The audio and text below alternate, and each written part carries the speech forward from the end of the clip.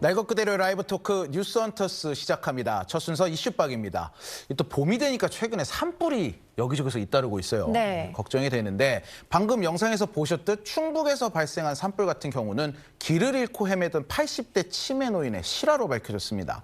이럴 때면 또 치매에 대한 관심이 확 높아지곤 하는데요. 네, 치매 환자 100만 명 시대라고 합니다. 이제 치매는 개인의 고통이 아닌 가족의 일상과 경제력을 흔드는 사회적 질병이 되고 있습니다. 일각에서는 치매가 암보다 더 무섭다 이런 말도 나오는데 최근에 혈액 몇 방울을 가지고 치매가 언제 발병할지 이 시기를 예측할 수 있는 방법이 나왔다고 합니다. 네. 관심이 굉장히 커지고 있는 상황입니다. 네, 치매 진단과 치료에 어떤 영향을 미치게 될지 한양대 융합의학과 조동찬 특임 전문 교수와 함께 자세히 짚어보겠습니다. 어서 오십시오. 네, 안녕하십니까? 예. 네. 자, 먼저 이게 그렇게 혁신적인 기술인지 궁금해요. 혈액만 가지고 치매가 언제 걸릴지를 알 수 있다. 그래서 즉 뭐 일각에서는 알츠하이머 시계다라고 네. 하던데 이게 굉장히 대단한 기술입니까 이게? 일단 혈액만으로 치매 여부를 조사한다는 건 대단한 기술 아닙니다. 그건 나왔어요. 아, 그래요? 네, 이번 건은 좀 대단해 보이더라고요. 저도 깜짝 놀랐어요. 뭐 치매에 대해서 잠깐 설명해 드려야 되는데 네.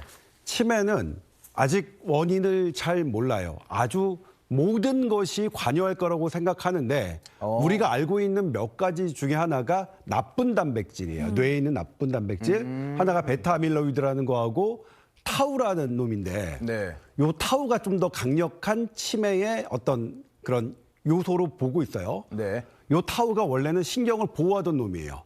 근데 이 놈이 살짝 변하면 뇌세포를 망가뜨려요. 그러니까 인선화가 되는 건데. 네. 그런데 이 놈이 생길 때 뇌에만 생기는 게 아니라 혈액으로 조금 나와요. 나오니까 혈액에서 딱 뽑으면 인산화된 타우가 있네. 그럼 당신은 치매 위험이 높아. 이렇게 우리가 그동안 진단을 해왔는데 진단이 아니라 이제 설명을 해왔는데 그런데 이 타우라는 건 사람마다 양이 다 달라요. 네, 네. 그러니까 김종원 앵커 저 달라요. 그래서 이게 이만큼 나왔다고 이게 치매 가능성이 높은 건지 낮은 건지 알 수가 없는 거예요.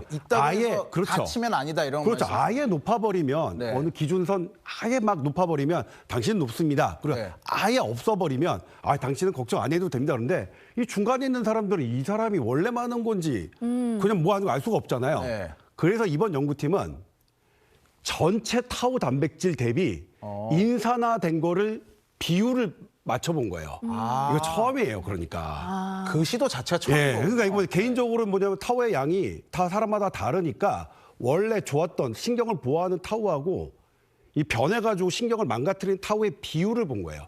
이 비율이 일정 이상 높아버리면 이제 당신은 이제 3년이나 뭐 5년 사이에 치매 가능성이 높아진다. 이렇게 가설을 세우고 그것을 해봤더니 그게 맞았던 거예요. 그래서 과거에 뭐냐면 혈액 검사로 치매하는 거 예전에 나왔던 거 아니야? 저도 처음에 그렇게 생각했어요. 네네. 근데 이거는 그 개인마다 다른 이 부분을 개인의 비율로 따져서 그 비율이 일정 높아버리면 치매음이 몇 년 후에 발생한다. 이렇게 한 거라서 지금까지 나온 것 중엔 완전히 좀 새롭고 저도 깜짝 놀랐고 재미있게 봤습니다. 네. 근데 더 놀라운 건 치매가 나타나기 10년에서 20년 전부터 아예 또 증상이 없을 때부터 알 수 있다라는 점이 참 신기하더라고요. 네, 이 모집 대상을 한 600명 정도 모집했는데 아예 치매가 없는 사람을 대상으로 했어요. 네. 이 사람들을 한 8년간 지켜본 거예요. 그러면서 계속 혈액을 뽑았고. 근데 왜 그러냐면 아까 제가 베타아밀로이드하고 타우라는 나쁜 단백질이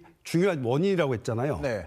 요 놈이 생길 때 처음에 뇌에 생길 때 증상이 없어요. 한 10년이나 15년 정도 지나야 얘가 신경을 파괴하기 시작합니다. 네. 그러니까 지금은 2단계에서 타우 단백질이 변해서 혈액에 막 이렇게 녹아있는 상태에서 우리가 한다면 전혀 치매가 나타나기 전에 당연히 알 수 있는 거겠죠. 네. 이런 위험 요소를. 네. 예. 그럼 이 검사가 뭐 당신은 몇 년, 몇 월에 네. 치매에 걸릴 것이다라고 네. 이렇게 명확히 알려주는 건가요? 정확도가 뭐 연구진이 제시한 게 한 90% 정도가 된다고 해요. 굉장히 정확하네요. 그럼에도 불구하고 아직 이 연구 하나만으로 우리가 단정적으로 그렇게 볼 수 있느냐, 얘기할 수 있느냐, 네. 그렇게는 안 보고 있습니다. 사실 뭐냐 600명 정도가 적은 숫자는 아니지만 600명 정도의 이런 개인 차이를 과연 다른 여러 인종과 여러 영역대로 확대하는 건 사실 비약처럼 볼 수 있어요. 그래서 이것은 네. 연구 모델로 대단하다. 이 연구로 이렇게 연구를 하면 그동안 있었던 인산화된 타우의 양만으로 우리가 해결하지 못했던 부분을 개인 차이를 이 연구를 통해서 해결할 수 있지만 이 연구만으로 정확하게 몇 년 후에 당신은 90% 확률로 치매가 될 겁니다. 이렇게 얘기하기는 조금 섣부르다. 다만 그래도 이 연구가 이제 네이처 메디슨이라는 되게 좋은 잡지에 나왔는데 네. 내가 그럴 확률이 높다는 걸 미리 알면 좀 대비는 할 수 있겠죠. 개인적으로. 그렇죠. 왜냐면 나 치매 좀 예방에 좋은 운동이 뭐야? 그리고 이제 무엇보다도 자식 관계, 예를 들면 자산 관리 어떻게 해야 되지? 내가 멀쩡할 때 치매에 걸리기 전에 이런 것들 어려운 문제들은 다 해야지 이런 대비가 있을 수 있겠고요. 반면에 이게 뭐 100% 만든 것도 아닌데 나 미리 한 20년 후에 치매 위험 높다고 이렇게 알아버리면 그렇죠. 그거 누가 책임질 거야? 네. 그 불행감은 네. 그런 논란이 사실 있습니다. 요거는 이 치매 진단 이전에 유전자 검사가 그랬어요. 유전자 예를 들면 검사요? 유전자 네. 유방암을 걸리게 한다는 유전자를 그것만 가지고도 안젤리나 졸리라는 배우가 유방암 수술을 받았잖아요. 예방적 네, 유방암 수술. 맞아요. 네네, 그랬죠. 근데 그것도 100% 아니거든요. 그러면 저 사람에게 유방암 유전자가 있다는 것을 알려주는 게 윤리적이냐 아니냐. 요 논란은 애당초부터 있었는데 지금은 뭐냐면 그래도 내가 본인이 궁금하면 줘야 되는 거 아니냐. 그렇게 지금 되어가고 있습니다. 아니 근데 이제 어쨌든 네. 미리 언제 걸릴지를 한 90% 확률로 알게 되면 대비는 할 수 있다고 하셨는데 네. 제가 알기로 치매는 방법이 없다. 아직 치료법이 없다고 알고 있거든요. 그렇죠. 그러다 보니까 대비를 할 수 있는 마음가짐을 가질 수는 있겠지만 오히려 나 치매에 걸릴 거야, 이 스트레스 때문에 더 건강이 악화되는 거 아닌가라는 생각도 듭니다. 맞아요. 그런 부분이 분명히 있습니다. 네. 그런데 이제 뭐냐면 지금 치매 치료약이 없는 건 아니에요. 치매가 사실 완전히 이게 치매 방향을 완전히 차단하는 약은 없지만 네. 경도 인지 장애, 그러니까 치매 초기 증사에서 그 복용했을 경우에 치매가 급격히 악화되는 것을 막아주는 약들은 있어요. 네. 그런데 아예 없는 상태에서 나 증세도 없는데 경도 인지 장애도 아닌데 예방해주는 약은 없어요. 그래서 지금 이게 사실 내가 10년 후에 뭐 치매 예방률이 90% 확률로 뭐 치매가 발생할 것으로 예상된다 하더라도 네. 지금 상태에서는 의미는 없어요. 약은 뭐 아니니까 그런 약이 아니니까. 네. 다만 향후 어떻게 될지 모르잖아요. 그래, 이런 원인들이 좀 더 밝혀져서 핵심적인 그런 기술들이 발견된다면 향후에는 달라질 수 있는 거니까 우리가 미리 알아내는 게 지금 당장 치료액이 없다고 해서 미리 알아내는 게 가치가 없다고 할 수는 없을 것 같아요. 모르는 게 약이다 이렇게 할 수는 없다. 네, 그렇죠. 아는 게 약이다 이렇게 네. 봐야 그렇죠. 된다. 일단은 네. 뭐 다는 모르더라도 아는 것부터 하나씩 알아가는 건 현대의학에서 되게 중요한 개념입니다. 네. 네. 정말 피 한 방울로 뇌 상태를 알 수 있는 그런 네. 시대가 된 건데 네. 저는 검사 받기가 좀 편해야 될 것 같다는 생각이 들거든요. 네. 기존에 막 MRI 같은 건 너무 비싸고 네. 뇌척수액 검사 같은 경우는 굉장히 고통스럽다고 네. 들었기 때문에 사실 그 부분이 제일 현대의학 지금 이 검사에 대해서 현대의학이 반가워하는 부분입니다. 우리 PET, CT는 얼마죠? 한 100만 원 하나요? 200만 원. 이게 비급이라서 병원마다 약간 차이가 있는데 네. 제가 예전에 저희 부모님을 해드렸을 땐 100만 원이었거든요. 네. 비싸죠? 비싸죠. 그다음에 뇌척수액은 여기다가 이제 바늘을 꼽아서 네. 척수액을 받아다가 검사를 하는 거니까 위험하죠. 네. 네. 그러니까 그런 위험한 검사 대신에 이거를 먼저 한다면 혈액으로 먼저 해서 당신은 높으니까 치매 위험률이 높으니까 비싼 PET, CT나 아니면 뇌척수액 검사를 합시다 하고 이 검사에서 당신은 발생 가능성이 되게 낮아요. 그거 하지 맙시다. 이렇게 지금 우리가 처음 했던 비싸고 위험한 검사를 줄일 수 있는 대안으로서는 대단히 좋다. 다만 이게 지금 진단 목적으로 들어오기는 너무 아직 확실하지 않은 게 많다. 그리고 또 네. 건강검진으로 그럼 하는 건 어떠냐. 건강검진은 또 살펴봐야 될 게 가격 대비 이 효과도 따져봐야 돼요. 그런 여러 가지 면에서는 아직 뭐 확진 검사, 건강검진 목적으로 들어오기에는 아직은 좀 이르게 보인다. 이르다. 예, 더 많은 것들이 확인돼야 봐야 된다. 그렇게 생각할 수 있겠습니다. 선별 도구로 생각을 하면 되겠네요. 네, 처음에 네. 그냥 다른 검사를 지금 하는 검사를 받을지 말지 그거를 결정하는 검사로 예. 네. 그렇게 이용되는 게 제일 좋을 것 같아요. 아직 이르다고는 하셨지만 이게 좀 발전이 되면 나중에는 우리 혈당 검사하듯이 간단하게 검사하는 날이 오지도 않을까 뭐 이런 생각도 들긴 합니다. 그래요. 그 아이디어 있으면 누군가는 그거 사업 아이템 하고 있지 않을까요? 이미. 예, 근데 아이디어가 중요한 게 아니라 실제로 한 사람이 특허를 낸 사람이 중요하기 때문에 그렇죠. 그런 아이디어는 함부로 말씀하시면 안 돼요. 이거 삭제 가능할지 모르겠습니다. 예. 네. 아니 지금 이제 우리나라 치매 환자가 사실 굉장히 많습니다. 네. 현재 이미 100만 명 정도로 추측이 되고 있고 2050년에는 한 200만 명도 넘어갈 것이다라고 네. 하는데 이게 다른 나라에 비해서 우리나라가 좀 유독 많은 편에 속한다라고 하더라고요. 네. 이게 그러면 이제 조기 진단이 우리나라는 유독 많기 때문에 그러니까 사실 걱정을 사서 하기 때문에 많아진 거다 뭐 이렇게 보는 분들도 있던데 뭐가 진실입니까? 뭐 조기 진단을 많이 해서 그러니까 의료의 접근성이 낮아서 사람들이 병원을 많이 가서 진단율이 높아지는 건 분명히 있습니다. 그런데 치매와 가장 큰 변수는 평균 연령이에요.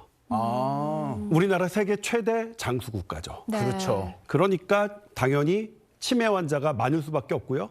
우리의 수명이 늘면 늘수록 치매 환자는 더 늘어갈 겁니다. 이거는 20년, 30년 전에 이미 예측됐던 거예요. 우리 치매 환자 100만 명 될 테고 얼마 좀 더 지나면 200만 명 된다는 건 지금 나온 계산된 게 아니라 이미 이전에 계산된 거고요. 네. 우리의 평균 수명이 늘어가면 늘어갈수록 치매 환자는 더 늘어날 테고 아까 우리 윤태정 앵커님께서 말씀하셨지만 이게 우리 암 환자는 간병인이 1명이나 2명 정도가 필요하다고 하면 치매 환자는 2명에서 3명 정도가 필요해요. 더 많은 간병인이 필요한데 네. 근데 고령화 사회에서 치매 걸린 고령자는 많고 젊은이는 적잖아요. 네. 과연 치매를 고령화 사회에서 어떻게 구조적으로 해결할 것이냐는 전 세계의 숙제입니다. 유럽과 일본, 우리보다 고령화를 먼저 겪고 있는 유럽과 일본도 이것에 대한 확실한 대책을 마련해 놓지는 못하고 있는 상태입니다. 네. 그리고 또 노인 인구가 늘면서 이 치매와 함께 또 네. 최근엔 노인성 우울증 환자도 함께 늘고 있다고 하더라고요. 네. 뭐 부모님 데리고 이제 치매가 의심돼서 병원에 갔는데 그게 아니라 우울증이었다. 이런 이야기도 있고요. 네, 맞습니다. 이게 치매와 가장 혼동되기 쉬운 게 노인 우울증인데요. 노인 우울증은 왜 많이 걸리느냐? 전 뭐 너무나 이해가 가죠. 일단은 우리 우울감을 해소하는 데 관여하는 호르몬이 있어요. 네. 신경 전달 물질이라고 하는데 뭐 도파민, 세로토닌, 뭐 네. 노르에피네프린 들어보셨죠? 나이가 들면 이거 다 줄어들어요. 그러니까 그리고 또 통증이 있으면 우울증이 2배 정도 높아집니다. 네. 너무나 당연하죠. 아프면 네. 우울하겠죠. 근데 나이가 들면 2가지 이상의 관절 통증을 갖고 있죠. 이 2가지만으로도 노인이 되면 우울증에 걸릴 위험이 높아지는 거죠.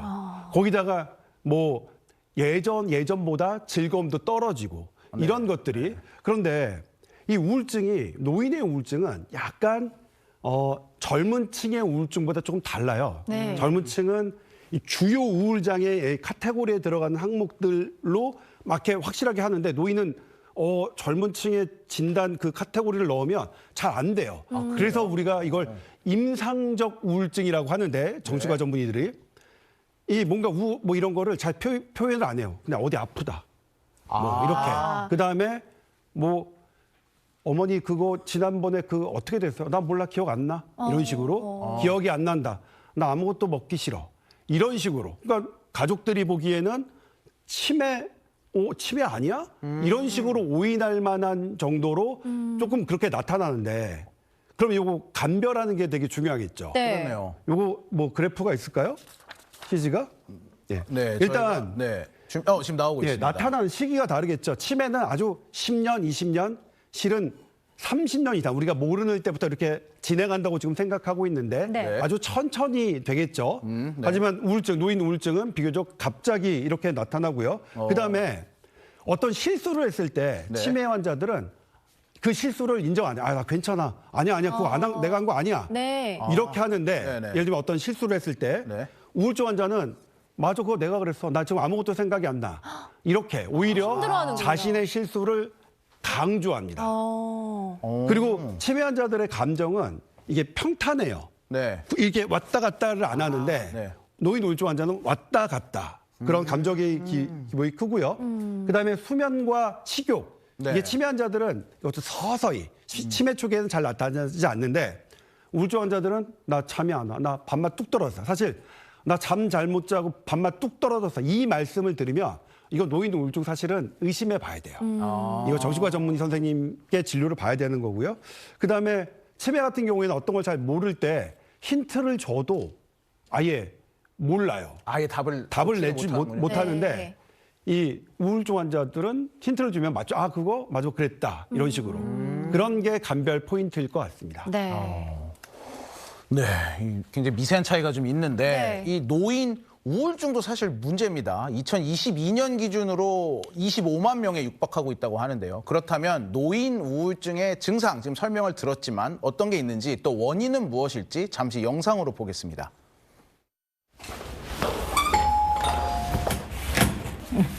어머니 안녕하세요. 네, 안녕하세요. 응. 15년 넘게 정신과 약을 복용 중인 75살 노인.